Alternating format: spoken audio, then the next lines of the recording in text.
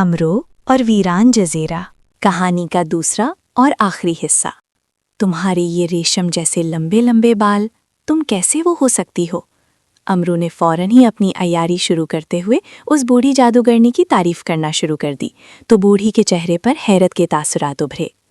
تم مجھے خوبصورت اور جوان کہہ رہے ہو جبکہ میری عمر ہزاروں سال ہے اور میں جادو کے زور پر زندہ ہوں، ورنہ کب کی مر کھپ گئی ہوتی، اور مجھے تو سب بدصورت اور ظالم کہتے ہیں، بوڑھی جادوگرنی نے حیرت بھرے لہجے میں کہا۔ جو کہتے ہیں وہ بالکل غلط کہتے ہیں، تم خوبصورت ہو اور جوان بھی، امرو نے جواب دیا۔ لیکن میرے بال تو خشک ہیں اور میرے چہرے پر جھریاں ہیں، پھر تم مجھے کیسے جوان کہہ سکتے ہو؟ بوڑھی جادوگرنی نے کہا۔ یہ معمولی باتیں ہیں، میں حکیم الحکماء ہوں، دنیا کا سب سے بڑا حکیم۔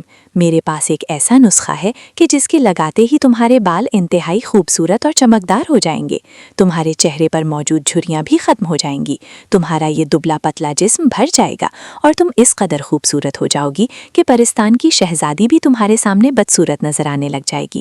خواجہ امرو نے اسے چکر دیتے ہوئے کہا۔ کیا واقعی ایسا ہو سکتا ہے؟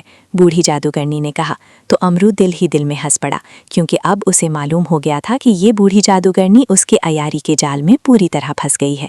ہاں کیوں نہیں، ابھی اس کا تجربہ ہو جائے گا، لیکن میری ایک شرط ہے، اور وہ شرط یہ ہے کہ تم یہ بتاؤ کہ تمہاری جان کس میں ہے۔ امرو نے کہا تو بوڑھی جادوگرنی چونک پڑی، اس کے چہرے پر غصے کے تاثرات ابھر آئے تھے۔ کیوں؟ تم کیوں پوچھ رہے ہو؟ اس کا مطلب ہے کہ تم میرے ساتھ عیاری کر رہے ہو، بوڑھی جادوگرنی نے غصے سے چیختے ہوئے کہا۔ ارے نہیں، میں اس لیے پوچھ رہا ہوں کہ یہ نسخہ اس وقت اثر کرتا ہے جب کسی کی جان اس کے اپنے جسم کے اندر ہو۔ چلو تم مجھے نہ بتاؤ کہ تمہاری جان کس میں ہے، بلکہ تم خود ہی اسے وہاں سے نکال کر اپنے جسم کے اندر ڈال لو، پھر مجھ سے نسخہ لو اور قیامت تک کے لیے جوان بھی بن جاؤ اور خوبصورت بھی، امرو عیار نے کہا۔ کہاں ہے وہ نسخہ؟ پہلے مجھے دکھاؤ، پہلے میں اس کا تجربہ کروں گی، بوڑھی جادوگرنی نے کہا تو امرو نے زنبیل میں ہاتھ ڈالا اور روغن عیاری کی شیشی نکال کر ہاتھ میں پکڑ لی۔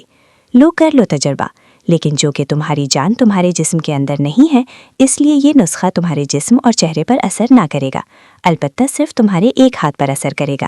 لاؤ دکھاؤ مجھے اپنا ہاتھ، امرو نے کہا تو بوڑھی جادوگرنی نے اپنا ہاتھ اس کی طرف بڑھا دیا۔ امرو عیار نے روغن عیاری کی شیشی کھولی اور روغن کے چند قطرے اس بوڑھی جادوگرنی کے بدصورت جھریوں بھرے ہاتھ پر ڈال دیے، اور پھر شیشی بند کر کے اس نے اسے واپس زنبیل میں ڈالا اور ان قطروں کو بوڑھی جادوگرنی کے ہاتھ پر ملنے لگ گیا۔ ساتھ ہی دل میں کہہ رہا تھا کہ اس بوڑھی جادوگرنی کا ہاتھ انتہائی خوبصورت اور جوان عورت کا ہاتھ بن جائے۔ روغن عیاری میں یہی صفت تھی کہ اسے لگاتے ہوئے جو کچھ دل میں کہا جائے وہ فوراً پورا ہو جاتا تھا۔ چنانچہ وہی ہوا، اور دیکھتے ہی دیکھتے بوڑھی عورت کا ہاتھ جوان بھی نظر آنے لگا اور انتہائی خوبصورت بھی۔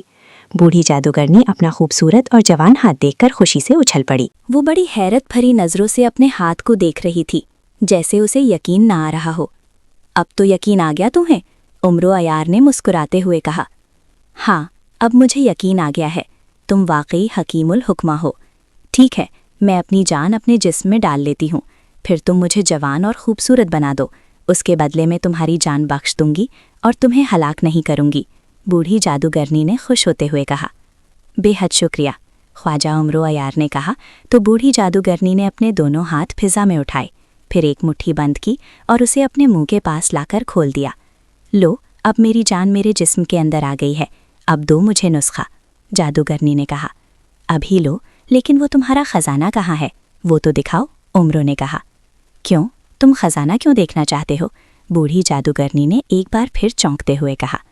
وہ بڑی مشکوک نظروں سے امرو عیار کو دیکھنے لگی تھی۔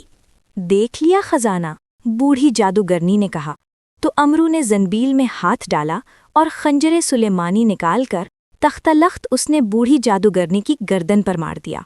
بوڑھی جادوگرنی چیختی ہوئی نیچے گری۔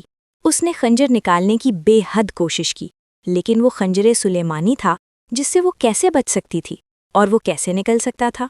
چنانچہ تھوڑی دیر بعد ہی وہ بوڑھی جادوگرنی تڑپ تڑپ کر مر گئی، اور اس کے ساتھ ہی ایک روتی ہوئی آواز سنائی دی۔ وہ آواز بوڑھی جادوگرنی کی تھی۔ وہ کہہ رہی تھی، امرو نے اسے عیاری سے مار ڈالا، اس کے ساتھ ہی اس کی لاش غائب ہو گئی۔ امرو نے خنجر سلیمانی اٹھا کر زنبیل میں ڈالا، اور پھر اس نے خزانہ اٹھا کر اپنی زنبیل میں ڈالنا شروع کر دیا۔ جب سارا خزانہ اس نے زنبیل میں ڈال لیا تو وہ پہاڑوں سے نکل آیا اور پھر اس کی خوش قسمتی کہ اسے دور سے ایک بحری جہاز آتا دکھائی دیا۔ اس کا رخ جزیرے کی طرف ہی تھا۔ امرو نے ہاتھ ہلانا شروع کر دیا تو جہاز جزیرے کے قریب آ کر رک گیا اور امرو اس میں سوار ہو گیا۔ اس نے کپتان کو ایک اشرفی دی تو کپتان اسے اس کے ملک پہنچانے پر رضامند ہو گیا اور اس نے امرو کو ایک اچھا سا کمرہ بھی دے دیا۔